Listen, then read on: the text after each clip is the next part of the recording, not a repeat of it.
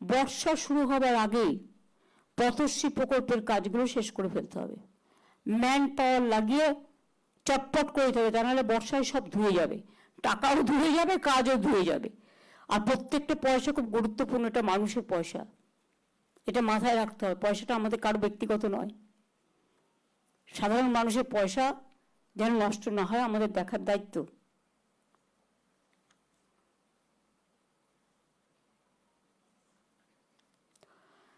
জল স্বপ্ন প্রকল্পে মালদা এবং উত্তর দিনাজপুর জেলা একটু পিছিয়ে আছে।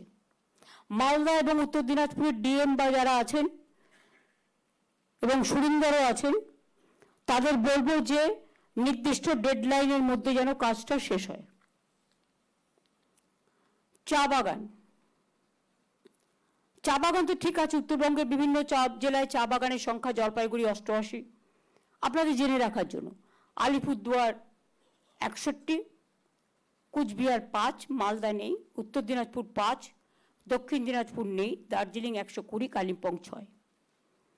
আলিপুরদুয়ার জেলায় 8টা চা বাগান ও জলপাইগুড়ি জেলায় 7টা চা বাগান ইতিমধ্যে খোলা হয়েছে।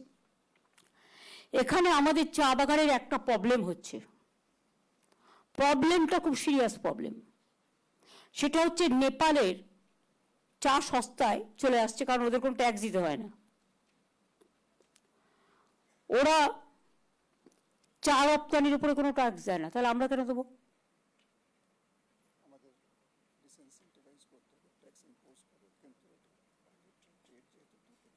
আমার কোনো যায় আসে না, আমার সেটটাকে প্রায়োরিটি দিতে হবে। আমরা একই জায়গায় থাকছি, অথচ আমার লোকেরা 1 গ্লাস জল খাবে, ওরা 5 গ্লাস জল খাবে, এটা তো হয় না। আমরা তাদেরও ভালো চাই, ওরাও আমাদের ভালো চাইবে। আমরা এটা হ্যান্ডেল করো, কারণ আমাদের রপ্তানির ক্ষেত্রে 40% আমাদের দিতে হচ্ছে, আর ওরা কিন্তু কিছু দিচ্ছে না। ফলে ওদের চাটা চলে আসছে এখানে, আর ফলে আমাদের চা যারা বিক্রি করছে তাদের মধ্যে অনেক ডিফেকশন থাকছে, এটা ঢুকে যাচ্ছে, মিশিয়ে দিচ্ছে।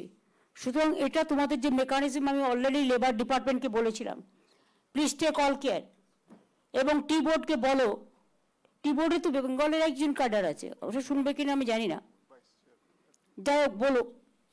এবং দরকার লেবার ডিপার্টমেন্টকেও বলতে হবে যে তোমার ওরা 40% এক্সপোর্ট বিনা পয়সায় করছে আর মিশিয়ে দিচ্ছে, আর আমার এখানে 40% এক্সপোর্ট দিতে হচ্ছে, প্লাস আমার এখানে ঢুকে যাচ্ছে বাজে চা, আর গিয়ে দার্জিলিং চায় মিশিয়ে দিচ্ছে, ফলে দার্জিলিং চায় ব্র্যান্ড নষ্ট করে দিচ্ছে।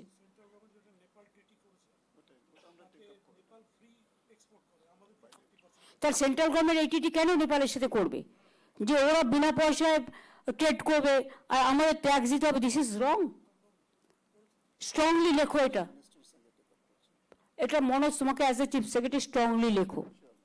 দেখো, আমরা কোনো দেশের বিরুদ্ধে নই, কিন্তু গভর্নমেন্ট অফ ইন্ডিয়া এটা করতে পারে না।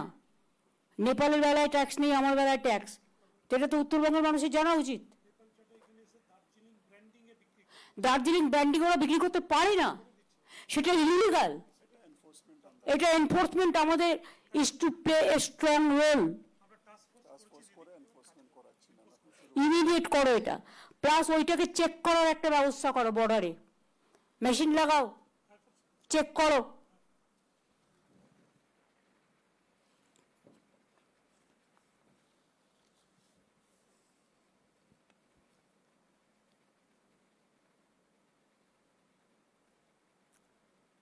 চা বাগান এলাকায় কিন্তু আমরা 35 কেজি খাদ্যশস্য বিনা পয়সায় দিই মাসে, এটা মাথায় রাখবেন। 53টি স্বাস্থ্যকেন্দ্র করে দেওয়া হচ্ছে, তার মধ্যে 20টি নির্মাণ কার্য শেষ হয়েছে, 95টি কেস অনুমোদিত হয়েছে। আরে বলছি তো, বসো না।